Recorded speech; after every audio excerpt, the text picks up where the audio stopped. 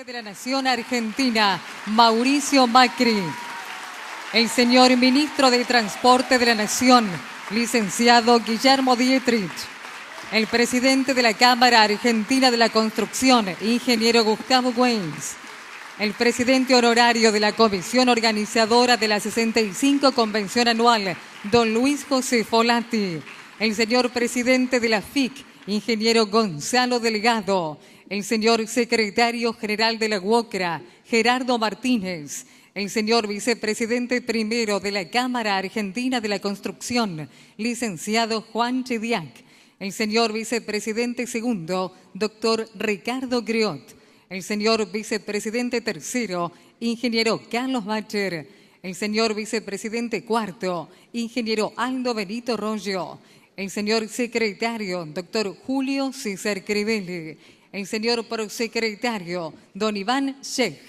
el señor tesorero y presidente del Comité Académico de la 65 Convención 2017, señor Julio José Paulini, el señor protesorero, ingeniero Federico Benzadón, el señor secretario del Interior, ingeniero Juan Castelli, el señor prosecretario del Interior, ingeniero César Borrego. Se encuentra también el señor ministro del Interior, Obra Pública, Vivienda de la Nación, licenciado Rogelio Frigerio. Y vamos a escuchar, en primer lugar, las palabras del ingeniero Gustavo Weiss, presidente de la Cámara Argentina de la Construcción.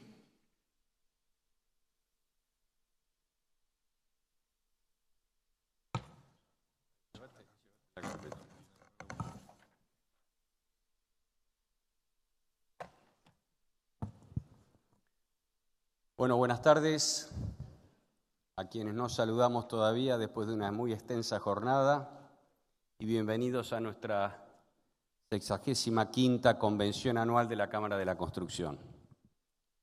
Señor Presidente de la Nación, ingeniero Mauricio Macri, señor Ministro del Interior, Obras Públicas y Viviendas, Rogelio Frigerio, señor Ministro de Transporte, licenciado Guillermo Dietrich, señor Secretario General de la UOCRA, Gerardo Martínez, señor Presidente de la Federación Interamericana de la Industria de la Construcción, Gonzalo Delgado, señores funcionarios, señores empresarios, señores de cámaras, colegas, empresarios, colegas, señoras, señores. Es un gusto darles la bienvenida a este acto de cierre, después de muy interesantes exposiciones relacionadas con el eje fundamental sobre el que gira y seguirá girando cada vez más con más claridad el mundo actual, la calidad educativa. Todos sabemos que estamos definitivamente inmersos en una era en la que el conocimiento marca fronteras entre el desarrollo y el subdesarrollo. Lo hemos escuchado hoy en esta convención.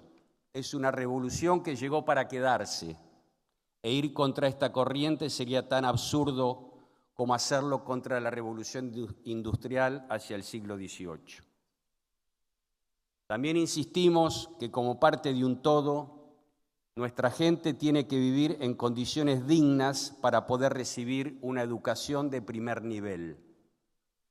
Por ello es imprescindible trabajar duramente para lograr un hábitat confortable para todos, con sistemas educativos y de salud adecuados y públicos, más la aceleración de las iniciativas para dotar de pavimento, agua, cloacas, energía abundante y otros servicios básicos para toda nuestra gente.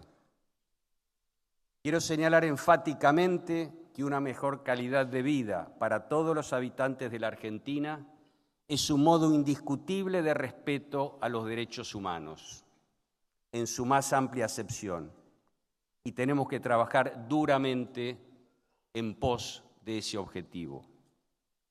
Tenemos que liberar la creatividad que los argentinos llevamos en el ADN, propio de un pueblo de inmigrantes. Haciéndolo, estamos convencidos de que será posible, en poco tiempo, llevar a la Argentina a un estadio de desarrollo acorde a su potencialidad.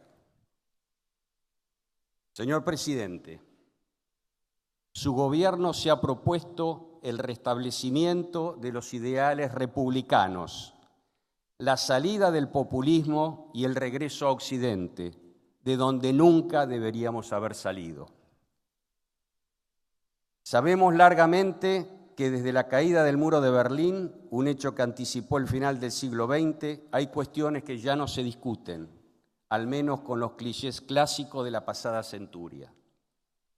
Ya se ha demostrado claramente cuáles son los países exitosos, y estos son los pertenecientes a las democracias capitalistas occidentales, a lo que se suman ahora algunos del lejano Oriente.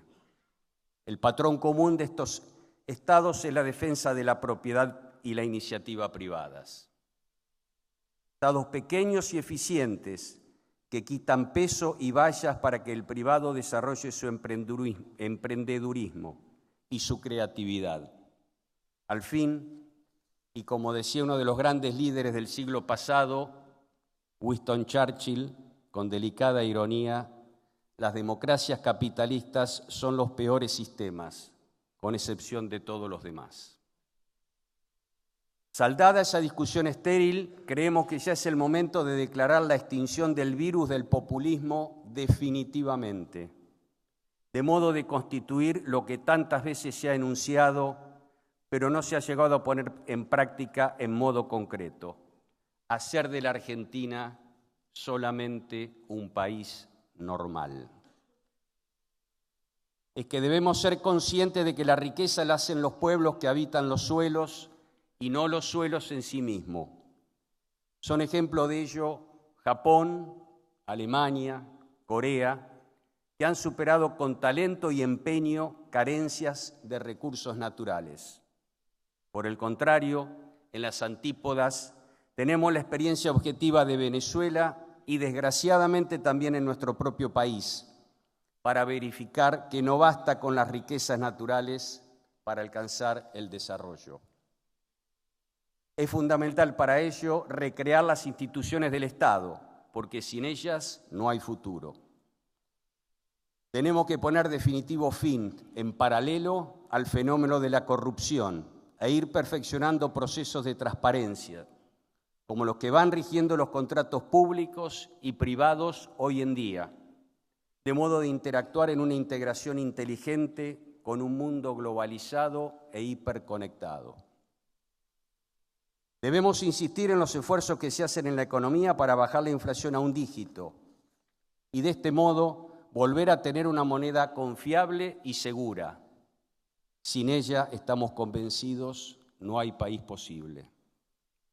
También resulta fundamental, claro, continuar con el proceso de disminución del déficit fiscal, tanto como considerar los niveles de presión impositiva, que muchas veces, en efecto cascada y a raíz de la superposición de imposiciones, terminan afectando la competitividad de la producción y la actividad en general. Es parte de este panorama desentrañar cómo afecta a la actividad empresarial el costo laboral, aunque quiero ser claro y contundente sobre este punto. No se trata de afectar los sueldos de bolsillo, sino de revisar el costo general que excede lo salarial, aumentando drásticamente la productividad. Será un modo también de lograr que ingresen al sistema legal de contratación los trabajadores ajenos a todo convenio colectivo.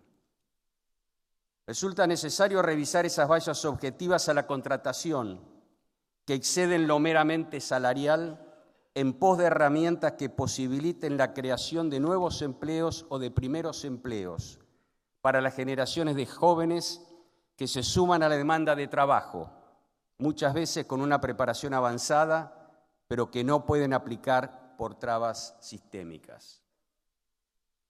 Sabemos que el empleo